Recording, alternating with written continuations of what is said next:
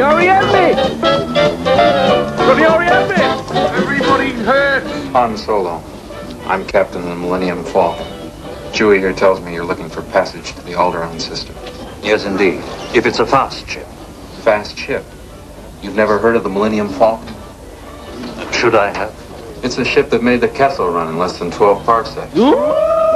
Fucking parsecs, I've is outrun it? Imperial starships. Not the local bulk cruisers, mind you. I'm talking about the big Corellian ships now. Ooh! He's on about Corellians now! That's the old man. What's the cargo? Only passengers? What is it, some kind of local trouble? Let's just say we'd like to avoid any imperial entanglements. Venereal entanglements? Well, that's the real trick, isn't it? And it's going to cost you something extra. Regal king size. 10,000 all in advance. 10,000? We can almost buy our own ship for that. But who's going to smoke them, kid? You? You bet I could. I said, we don't have to sit here and listen. We can pay you 2,000 now, plus 15 when we reach Alderaan. 17, huh? Okay, you guys got yourselves a ship. Blonde bloke. All right, we'll check it out. Right, Sarge, just play it cool.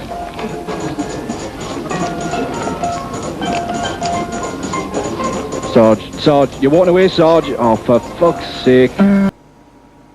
Good, isn't it? Yeah, I think it is.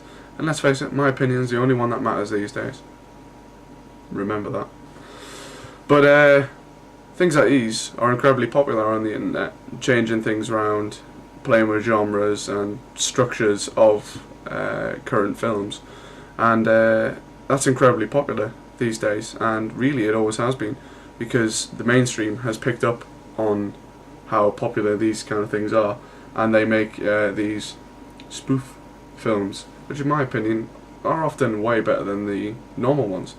And what spoof films tend to do are take genres from current films, popular films, and play with it and twist it around and add a lot of comedy into it. Otherwise it wouldn't really be a spoof, it would be a homage. But many people think this is, oh no, I'll sit back down.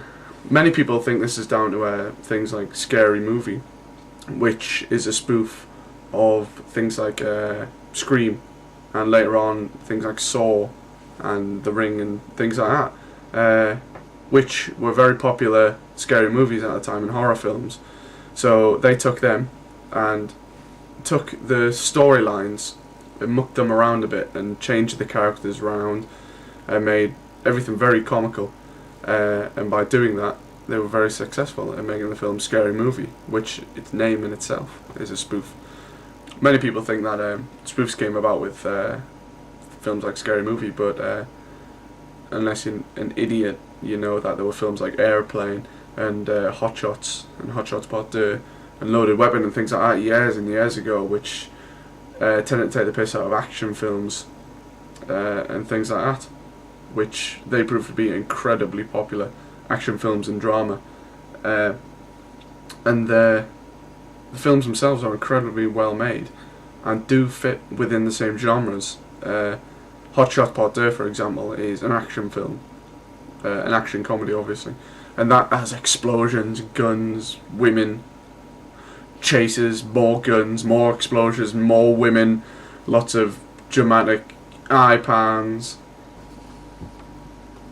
more chases, more explosions, more women, more guns, knives, stabbing, explosions, women, chases, stabbing, more chases, more stabbing, women, boobs, explosions, guns firing, knives that explode on contact, and the body count is through the roof. It's brilliant.